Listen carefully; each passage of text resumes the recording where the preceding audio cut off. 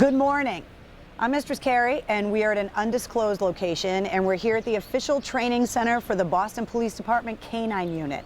I don't know how I get talked into these things, but today they are gonna get me all suited up. He doesn't see the suit and be like, ah, yes. And we're gonna train with the canines. Yep, stay there, you're good. We're gonna go through the obstacle course. 17! 17! We're gonna see how awesome these dogs really are. What did he find? Lots of butts. When he located, there's a firearm. And then somebody said something about milk bone underwear or something. So they've got a helmet with cameras, and we're going to show you angles of these canines in their training like you have never seen. So somehow they roped me into it. Check it out. All right, so we're here with Officer Caisey and Quinn and Sergeant O'Brien from the Canine Unit at Boston Police, and you guys are gonna take me out training with your dogs today. So I'm very excited, but I have a lot of questions about the dogs because for me, I mean, you've all seen my pugs. I kind of spoil dogs and coddle them, and that's not what you guys do with these animals. So how do you even go about starting to train a new canine dog? Because it seems like these dogs know everything. It's a little overwhelming. Well, first we have to find a dog that's motivated by some type of rewards, whether it's a toy, food, tug, ball, whatever. If the dog has some type of drive that we can reward him and he'll work for that toy or reward, then we just take that toy, we put it in situations that we require for police work, and we teach the dog to search for items that we need, and we reward them with those toys. So can these dogs flunk out? Absolutely. I just started a 14-week patrol class last week. In the first week, 2 dogs flunked out right away.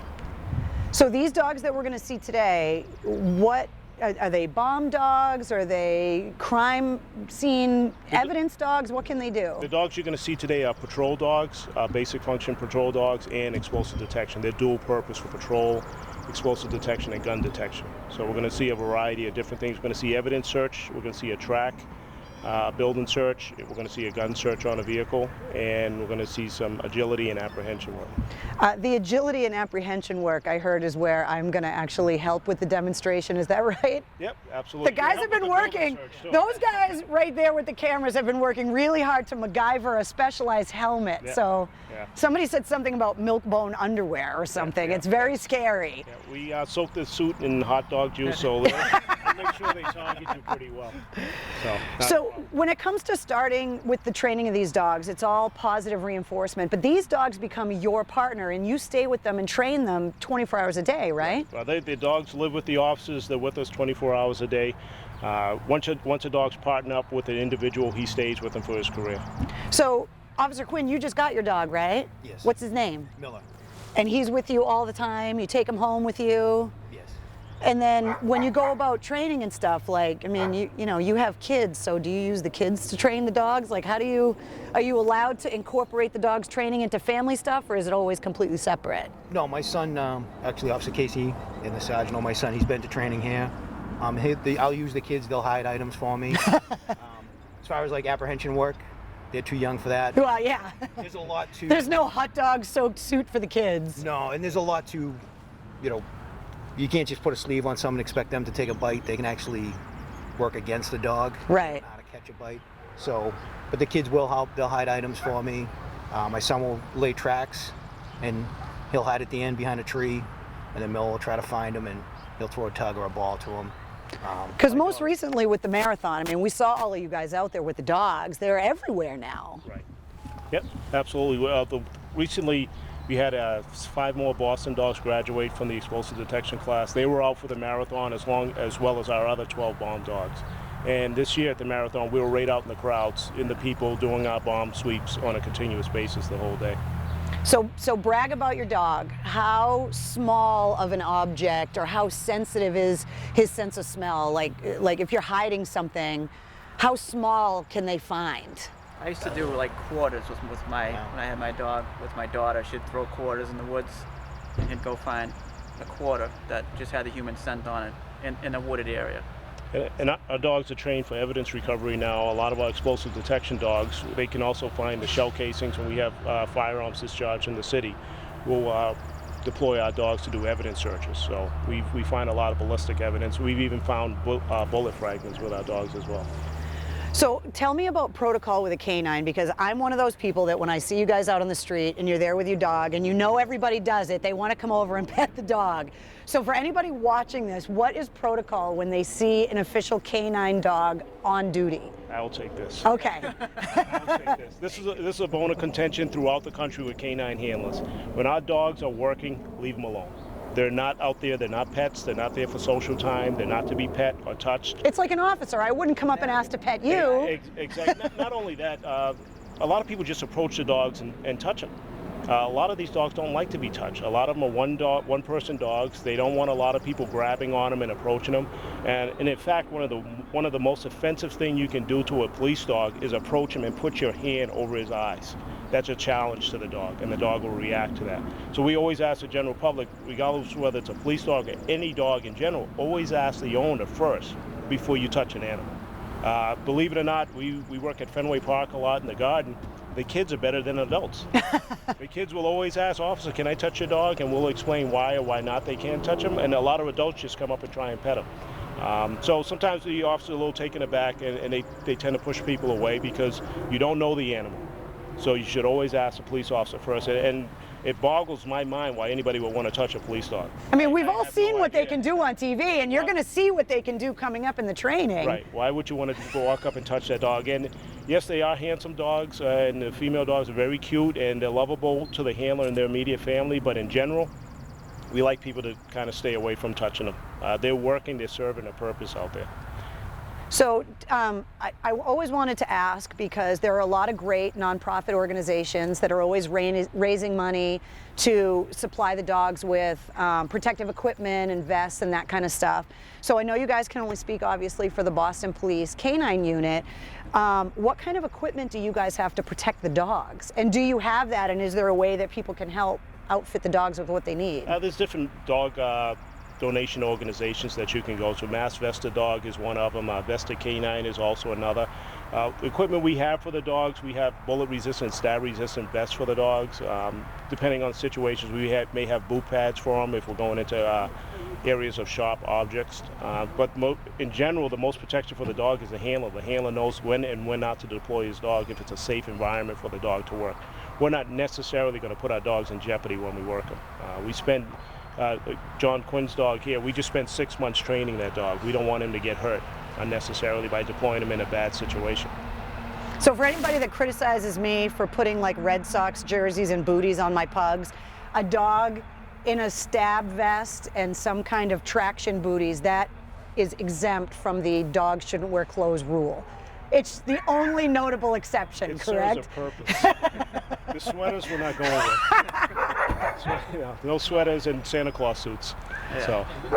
All right, well, we're going to start our training, and you're going to bring your dog out, right? We're going to see him in action. Bring ours out first, or? Yeah. Okay. We'll bring my dog out, Bronson, first. We're going to demonstrate a gun search or an evidence recovery if a firearm is discarded from someone fleeing from police officer, hidden someplace. We're going to do a evidence recovery search.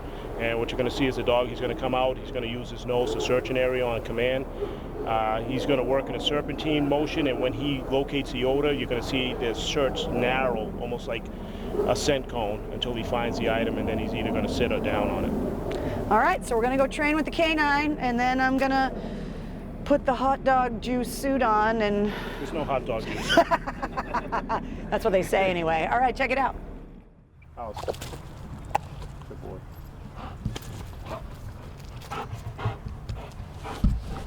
So who is this? This is Bronson. He's a 6-year-old German Shepherd.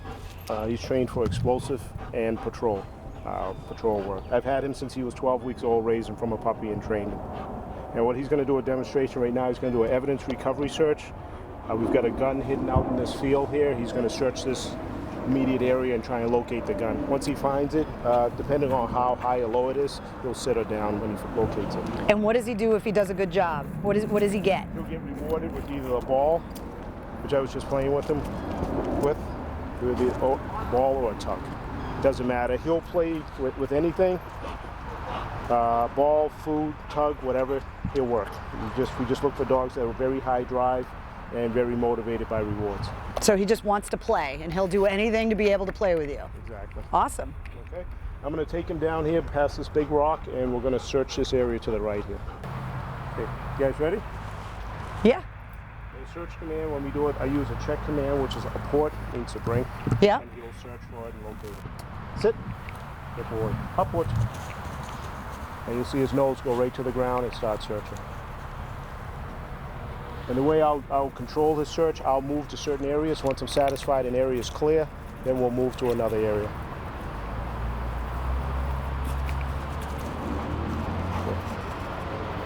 He looks so happy right now.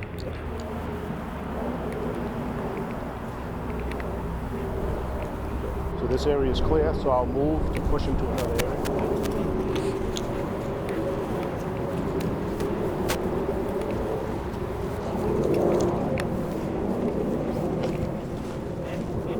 You can see I'm not saying too much to him. As long as he's working, I really don't need to get involved. I just keep an eye on him, look for changes in behavior. So he's searching, but our camera guys, he's okay with them being here. Okay. Now we've got a change of behavior, detailed sniffing in one area, working to a source, and there's our indication. Wow. Good boy. Show me. Lots. Show me. Lots. Boy. Then he'll wait until I come up with the boy.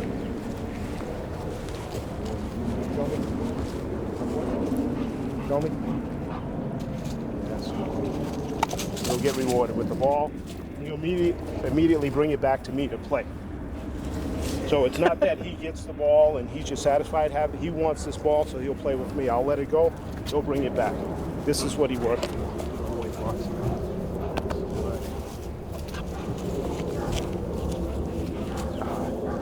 Here.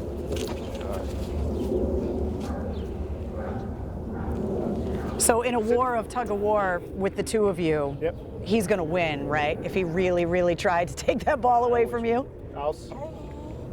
Bronson. House. Hey. Oops. We'll get in position, ready to search again. So that was it? That's it. That's the reward. That's it. Good boy. That's one hell of a ball. So what was he looking for? What did he find? Butts. Bronson butts. What do you locate it? There's a firearm. Not bad. House butts. Now they're going to show us a vehicle search, and they're going to hide a weapon in a car, and one of the newer dogs that just graduated is going to do a vehicle search. So we're going to bring John's dog down. He's going to do a search of the vehicle. He's just going to do an exterior gun search. It'll be easy to see, to demonstrate what the dog's doing. As you see, the dog will go around the vehicle. Sometimes they'll sweep it first, which is just a cursory search of the vehicle, looking for any changes of odor. Sometimes we'll get the dogs, they'll give an alert and an indication which we call a final response. The dog will go into a sit or down on the first search. If not, they'll do it on the detail, which is acceptable. All right, so we're going to show what the dogs can do tracking someone. So if someone like takes off and goes like running through the woods, and somehow I got volunteered to be the fugitive. So we're going to go out, and the dog is going to track me through the woods and track my footsteps. And the MacGyvers behind the cameras are trying to put cameras on the dogs right now. So you'll get the canine cam view of what it looks like to be a canine officer. So come on, I'm going to be a fugitive. So what's my crime? It's got to be something good. Actually, if I were a lost kid, the dog would be who I would want finding me. Sometimes they're more scared of the officers than they would be the dogs. So we're going to go down here. I'm going to show you. I'm going to explain to you where to walk. Yep. And then we're going to bring a dog down. And once you get to the end, we're going to track you. So you can use this kind of thing not only obviously to find bad guys, but like if a little kid got lost or something, you would use the same dogs to go out in the woods or wherever and try to find kids. Right. Exactly. And what we call them, we call them friendly finds or criminal finds. You know, the handler determines what happens at the end, and sometimes the criminal determines what happens at the end. Right. The dogs can come and they can just locate the person by change of behavior and barking, letting us know they're there, or we'll deal with the situation as it escalates. You're going to take this tug with you? Okay. All right. I don't know if you worry about your nails. No, don't worry about the When you nails. get to the end, the dog will see you. You can just toss it to him. Okay. Or if you're feeling confident, extend it, and the dog will come up and bite it. You can play a little tug of war. Oh, okay. He's going to rip it out of your hands. Okay. Okay? Go. All right. Good So I job. got the tug. So what do I do? Just drag my feet here? Yep. Every now and then, just scuff your feet. Okay.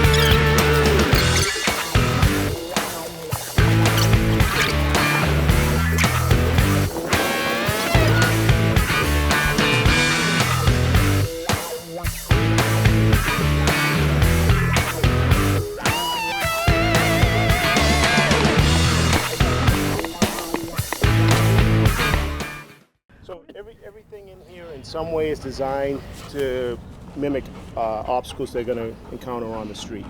So when they encounter certain things, it doesn't become an issue. We just give the command and they follow the command. They go up and over and stuff. A lot of the stuff you'll see will do fences, windows, tire climbs, ladder climbs, tunnels, crawls, anything just to get the dogs on different surfaces so that when we run into stuff on the streets, no big deal. Up, they keep on going. We're going to work the dog in a manner. We'll do a couple of on-leash bites Yep. so you get a feel for it. Okay. If you're comfortable with that, we'll have you do a walking one, do a short set so you can feel it. Everything with it is just balance. If you stand flat-footed, especially if the dog's moving towards you, He's going to get me down. But if you're balanced, if your legs are slightly apart, then you can take the bite. And like I said, we're going to do line bites first. Okay. Just so you feel it, Sure. feel comfortable. And the rest, once we get you suited up, then we'll go through anything else. Okay. Cool.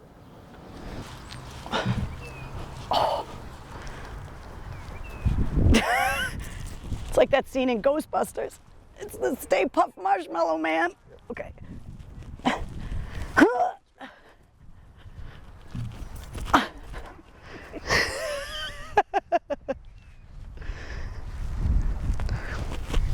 These aren't very flattering Nope, to the not at figure. all. But watch it here.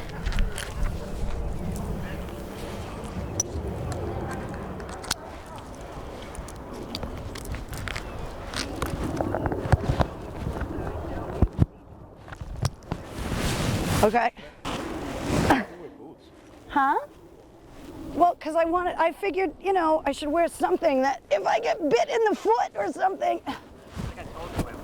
Did you? I think he did. Better boots than Yeah, I didn't show up here in stilettos. yeah, that wasn't a big one. Do you normally have to tie people's shoes for them? No, Okay. we make them suffer. We give them special You guys better be getting this on video. He's tying my shoes for me. This is special treatment. Okay, so once I turn him on, he's going to get up and barking. Yep. What I want you to do, your arms are back, and you're just showing him your knee. You're just presenting. This? Yep. Okay. Okay. Yep. I'm going to walk him in, just place him on it. Okay. Once he's on there, you feel it, you can just move. Like I said, if you feel him grabbing, just shift your Just shift the leg. Okay. Okay.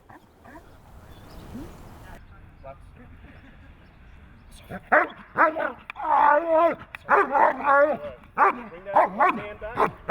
Good. Good. Good boy. Good fucking. Good boy. And we're down. Good boy. Good. Good boy. Bronte. House. House. I'm not doing a long bite with you. No, I wasn't ready. I'm good now. Ready? I'm good. Yeah, I'm good. Okay, do the left leg. The left leg? Yep. One at a time. Try and bring that arm back again. Good. Same deal. Okay. I'm ready now. Fucking. Good. Good boy. Good boy. Good fucking. Jesus.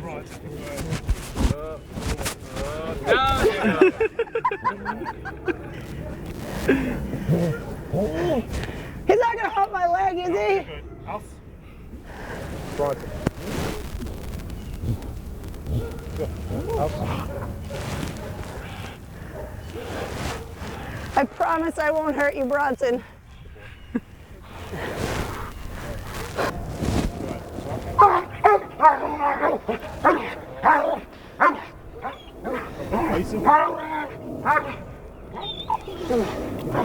What have I gotten myself into? Good boy. Run.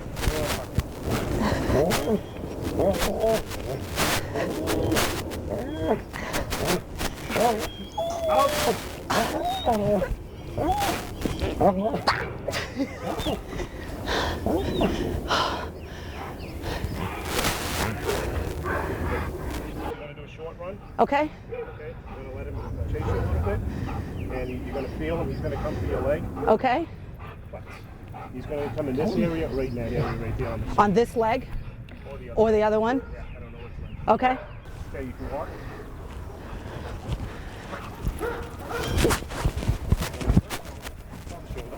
On the shoulder or the hand? Yeah, I'm good. Oh, God.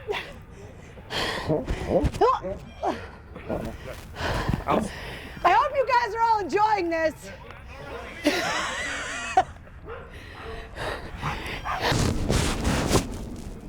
When you're going out, past the next set of boxes, almost halfway to the next one, Yeah. you're just going to stand there. I'm going to turn the dog on. I'm going to get him barking and lunging. Yeah. Bring him to a down or a sit, and then I'm going to send him at you. Okay. He's going to come straight at you. Facing me, I'm facing him, or I got my back to him? Facing him. Okay. You can see him coming, and I'm going to call him off of you before you bite. Okay. Do you hear that, Bronson? No! Here!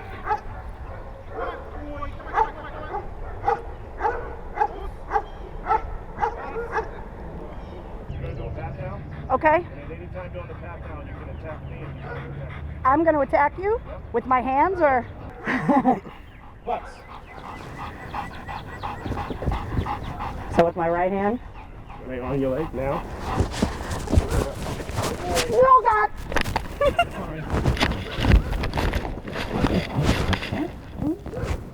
Well, I hope you enjoyed Bronson and I's little floor show. We got to thank Officer Caisey and, of course, Bronson, and Sergeant O'Brien and Officer Quinn from the K-9 unit of Boston Police Department, and everybody with the BPD. Thank you so much. We really appreciate what you do. And to all the guys behind me that have been laughing at my expense all day, thanks for coming out. I hope you enjoyed the video. You never know where I'm going to pop up next and what crazy thing they're going to talk me into. But thanks for checking out WAAF.com.